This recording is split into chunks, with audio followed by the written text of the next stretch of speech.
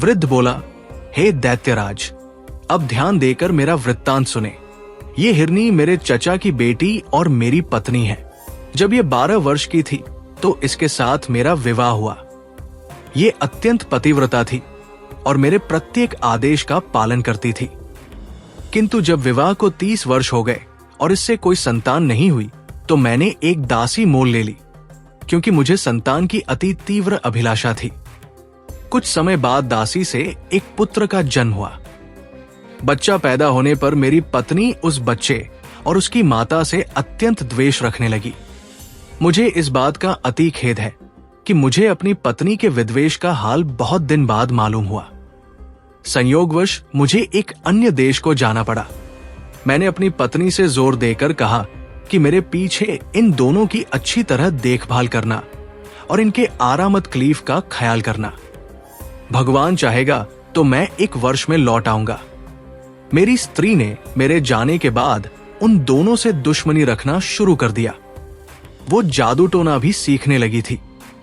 मेरे जाने के बाद उस दुष्ट ने अपने जादू से मेरे बच्चे को बछड़ा बना दिया और उसे मेरे नौकर ग्वाले के सुपुर्द कर दिया कि अपने घर ले जाकर इसे खिला पिलाकर मोटा ताजा कर दे। इसी प्रकार उसने मेरी दासी को जादू के जोर से गाय बना दिया और उसे भी ग्वाले के घर भेज दिया। विदेश से वापस आकर मैंने अपनी पत्नी से अपने पुत्र और उसकी मां के बारे में पूछा।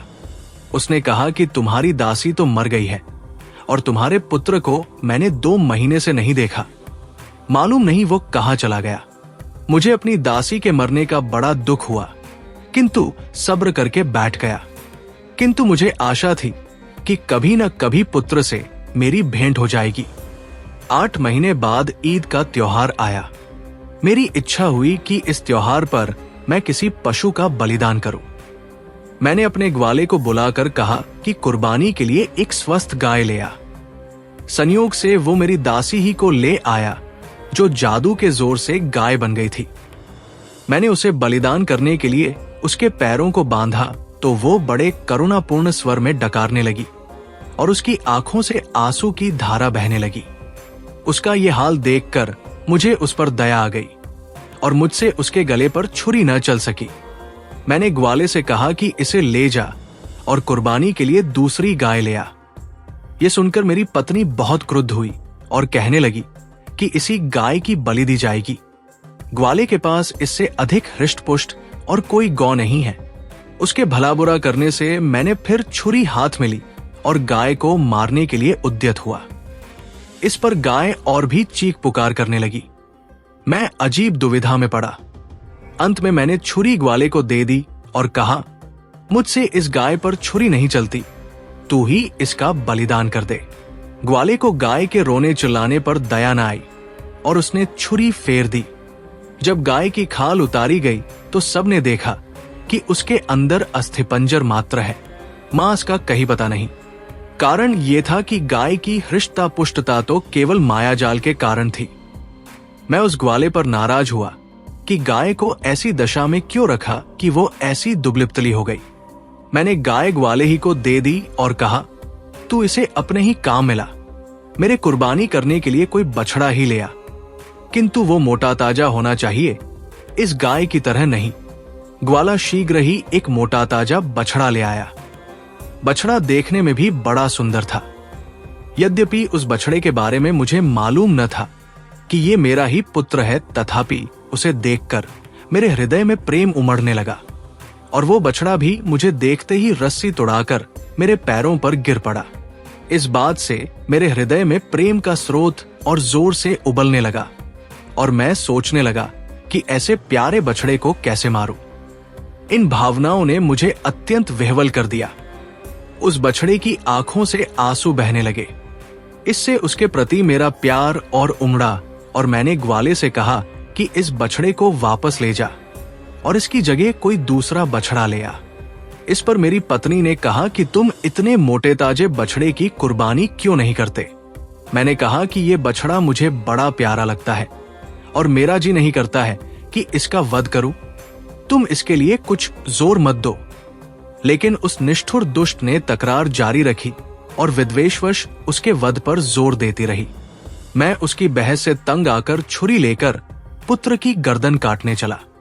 उसने फिर मेरी ओर देखकर आंसू बहाए। मेरे हृदय में ऐसी दया और प्रीति उमड़ी की छुरी हाथ से गिर गई। फिर मैंने अपनी पत्नी से कहा कि मेरे पास एक और बछड़ा है, मैं उसे कुर्बान कर दूंगा।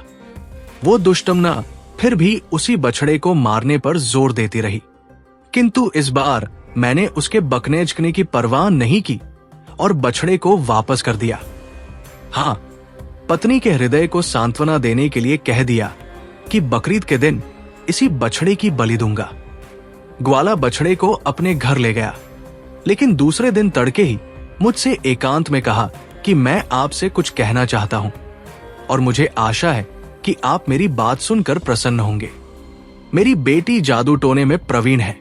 कल जब मैं उस बछड़े को वापस लेकर गया तो वो उसे देखकर हंसी भी और रोई भी। मैंने इस विचित्र बात का कारण पूछा तो बोली कि अब्बा, जिस बछड़े को तुम लौटा कर जिंदा लाए हो वो हमारे मालिक का बेटा है, इसलिए मैं इसे जीता जागता देखकर प्रसन्न हुई। रोई इसलिए कि इसके पहले इसकी मां की कुर्बानी दे दी गई थी। हमारे स्वामी की पत्नी ने सौतिया डाह के कारण इन माता पुत्र को जादू के जोर से गाय और बछड़ा बना दिया था। मैंने जो अपनी बेटी के मुंह से सुना, जैसा का तैसा आपको बता दिया। हे दैत्यराज, अब आप सोचिए कि ये वृत्तांत सुनकर मेरे हृदय में कितना शोक और संताप उठा होगा। मैं कुछ देर मर्माहत होकर चुप रहा, फिर ग्वाले के साथ उसके घर पर चला गया ताकि इस वृत्तांत को उसकी बेटी के मुंह से सुनूं।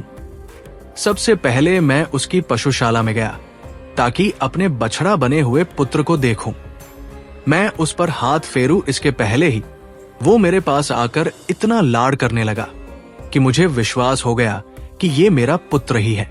मैंने लड़की के पास जाकर ग्वाले के मुंह से सुना हुआ हाल दोबारा सुना और लड़की से कहा कि क्या तुम इस बछड़े को फिर से मनुष्य का रूप दे सकती हो? उसने कहा, निश्चय ही मैं उसे दोबारा मनुष्य बना सकती हूं। मैंने कहा, अगर तुम ऐसा कर दो तो मैं तुम्हें अपनी सारी धन संपदा दे दूंगा। लड़की ने मुस्कुरा कर कहा कि हम लोग आपके सेवक हैं, आप हमारे मालिक हैं, आपकी आज्ञा शिरोधार्य है, किंतु बछड़े को मनुष्य रूप में 2 शर्तों पर दूंगी। एक तो ये कि उसके मनुष्य बन जाने पर आप उसका विवाह मेरे साथ कर दें, और दूसरा ये कि जिसने इसे मनुष्य से पशु बनाया है उसे भी थोड़ा दंड दिया जाए। मैंने उत्तर दिया, मुझे तुम्हारी पहली शर्त बिल्कुल मंजूर है। मैं तुम्हारा विवाह उसके साथ कर दूंगा और तुम दोनों को इतना धन धान्य दूंगा कि जीवन पर्यंत तुम्हें किसी चीज की कमी नहीं रहेगी। दूसरी शर्त में निर्णय मैं तुम्हारे ही हाथ छोड़ता हूं। तुम जो भी दंड उसके लिए उचित समझोगी वही दंड मेरी पत्नी को दिया जाएगा। हाँ, ये जरूर कहूंगा कि यद्यपि वो दुष्ट दंडनीय है, किंतु उसे प्राणदंड न दे देना। लड़की ने कहा कि जैसा उसने आपके पुत्र के साथ किया है वैसा ही मैं उसके साथ करूंगी। ये कहकर उसने एक प्याले में पानी लिया और उसे अभिमंत्रित करके बछड़े को सामने लाकर कहा कि ऐ खुदा के बंदे, अगर तू आदमी है और केवल जादू के कारण बछड़ा बना है तो भगवान की दया से अपना पूर्व रूप प्राप्त कर ले। ये कहकर उसने अभिमंत्रित जल उस पर छिड़का और वो तुरंत ही मनुष्य रूप में आ गया। मैंने प्रीतिपूर्वक उसे छाती से लगाया और गदगद स्वर में उससे कहा कि इस लड़की के कारण ही तुमने फिर से मानव देह पाई है। तुम इसका एहसान चुकाओ और इसके साथ विवाह कर लो। पुत्र ने सहर्ष मेरी बात मानी। लड़की ने इसी प्रकार जल को अभिमंत्रित करके मेरी पत्नी को हिरनी का रूप दे दिया। मेरे पुत्र ने उस कन्या के साथ विवाह किया, किंतु दुर्भाग्यवश वो थोड़े ही समय के बाद मर गई। मेरे पुत्र को इतना दुख हुआ कि वो देश छोड़कर कहीं चला गया। बहुत दिनों तक मुझे उसका कोई समाचार नहीं मिला, अतएव मैं उसे ढूंढने निकला हूं। मुझे किसी पर इतना भरोसा नहीं था कि अपनी हिरनी बनी हुई पत्नी को उसके पास छोड़ता, इसलिए मैं उसे अपने साथ लिए हुए देश देश अपने पुत्र की खोज में घूमता हूं। यही मेरी और इस हिरनी की कहानी है। अब आप स्वयं निर्णय कर ले कि यह घटना विचित्र है या नहीं। दैत्य ने कहा, निसंदेह विचित्र है। मैंने व्यापारी के अपराध का 1/3 हिस्सा माफ कर दिया। फिर शहरजाद ने शहरयार से निवेदन किया कि जब पहला वृद्ध मनुष्य अपनी कहानी कह चुका तो दूसरे बूढ़े ने, जो अपने साथ 2 काले कुत्ते लिए था, दैत्य से कहा कि मैं भी अपना और इन दोनों कुत्तों का इतिहास आपके सम्मुख रखता हूं। यदि ये पहली कहानी से भी अच्छा हो तो आशा करता हूं कि उसे सुनने के बाद व्यापारी के अपराध का 1/3 भाग और क्षमा कर दिया जाएगा। दैत्य ने कहा कि अगर तुम्हारी कहानी पहली कहानी से अधिक विचित्र हुई तो मैं तुम्हारी बात जरूर मानूंगा।